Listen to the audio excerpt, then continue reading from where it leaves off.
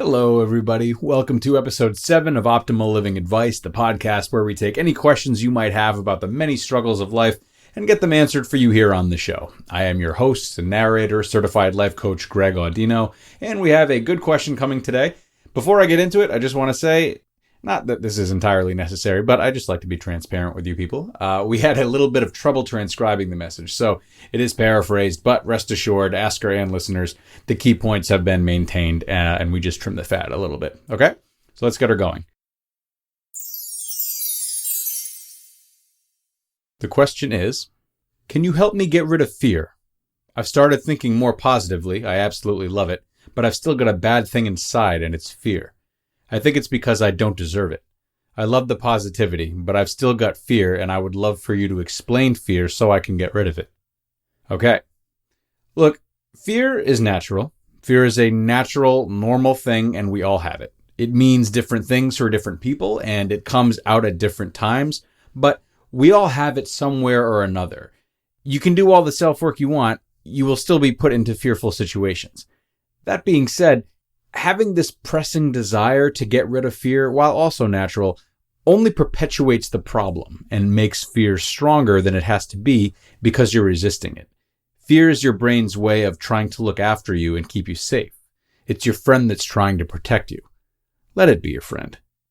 As we all know, though, many times fear feels a lot more like self-sabotage than it does like our friend, but that's just because we don't put a lasso around it. And if a lasso isn't put around it, it gets increasingly out of control and harder to be seen as a good guy, which it is. So, let's take a breath, remember that fear is our friend, and break down ways of putting a lasso around it. Now, in your case, you're already at an advantage because of this commitment to positive thinking, which is really just a commitment to bettering yourself and that desire to change and overcome. That's half the battle. It's probably like 4/5 of the battle. I can tell by the way you're asking this question, however, that you're not extracting all of the benefits that positive thinking has to offer. And frankly, many people aren't, because the monstrous self-help platitude that is positive thinking is very misunderstood. It's a good thing, but not for the reasons it's advertised as, in my opinion. What I believe is crucial for you to do is reframe positive thinking and use it to improve your relationship with fear, because they are not two separate entities. They have a lot to do with one another. The traditional approach to positive thinking, or positivity, or whatever you want to call it, is it's going to be okay, or I believe everything is going to be okay. This is a good means of not panicking and not stressing ourselves out too early, sure. And when things do end up fine, you look like a genius and maybe even think that you used your brain power to move things around in the universe. But things don't always go well. And blindly telling ourselves beforehand that they will go well doesn't prepare us very well for handling that pain or stress when things don't go well. And this is how the common approach to positive thinking gets people in trouble. Yes, it prevents us from panicking before things actually transpire, but it really only accounts for half the possible outcome. Does that make sense? So to reframe this positive thinking in a healthier, more practical way, especially in regards to fear, we must shift the narrative from this will go well to I'll be okay if this doesn't go well. There's a very, very big difference. Struggle is going to come, all right? It just is. We can do a lot of self-work to perceive struggle differently, to see it as an opportunity to grow, to learn about ourselves, or to toughen ourselves up, but it will still be there. And pretending that we can just will ourselves into a life without struggle, it's not realistic. What is realistic, though, is the fact that struggle doesn't have to define your life or run your life. Fear, however, is the illusion that struggle will run your life, that things will turn out poorly enough that you won't be able to handle it and your life will be worse off. So, use your willingness to think positive as a means of putting a lasso around fear. What are you fearful of? Get clear about that. What are the things you're holding back from doing? Why are you holding back? What beliefs do you have surrounding them? Once you have answers to these questions, get realistic about it. It's okay to admit that some of your thoughts are really just itty-bitty conspiracy theories. We all have them. This is a great example of where optimism and reality meet. These things you're fearful of don't really give you less value as a person.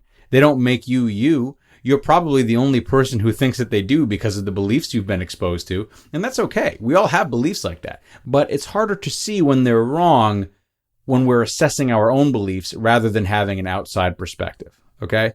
Even if you do make a blunder, you're trying your best and doing what you think you have to do, right? So can you really be put at fault for that? And that brings me into the last part of your question that I want to address. And this is one of the times that answering these questions can be so hard because I just wish we could have a conversation about it and I could ask you more questions in person. But alas. So, you mentioned that you're not sure you deserve something. What do you feel you don't deserve and why? Now, I'm not suggesting that anyone necessarily deserves anything, but I am suggesting that whatever led you to this belief, whatever you feel you have to be punished for, is also a scenario in which you were doing the best you could do. We can't act beyond our own consciousness. And though we might hurt people sometimes, and, forgive me if I'm going off the rails here because I tend to do that. Though we might hurt people sometimes, we do it because one experience has led us to believe that that was what we had to do to somehow preserve ourselves. It can be sad when these things happen, very sad, but it doesn't mean that there was pure malice involved. That can be really hard to grasp, but think about how you've always done what you thought was right based on your own psychological makeup. You don't deserve or not deserve anything. I'm giving you permission to forgive yourself, and though I can't speak for anyone else, I think all of our listeners are as well, because we're all doing our best to get by. Yeesh, that turned into a little bit of a rant, a little bit of a sermon this time. This was an emotional question. I appreciate you sending it in and being vulnerable with something that obviously means a lot to you, though. And that said, guys, if you are sending your own questions in, and I don't want to tell you how to express yourselves, but do try to be as specific as possible and maybe offer some personal history if applicable. It just helps me answer everything in greater detail, and I want to help you as much as I possibly can through one question and one answer. So hop into my brain, ask yourselves what else I might want to know or need to know regarding each question before you send them in. Well, think about it anyway. I don't know. My brain's a weird place. But that concludes today's episode, everyone. If you'd like to have one of your own questions answered, as I just alluded to, you can send them to advice@oldpodcast.com.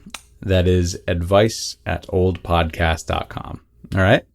Thanks so much for tuning in. Really hoped this helped everyone, and I hope to see you in the next one. All right? Bye for now.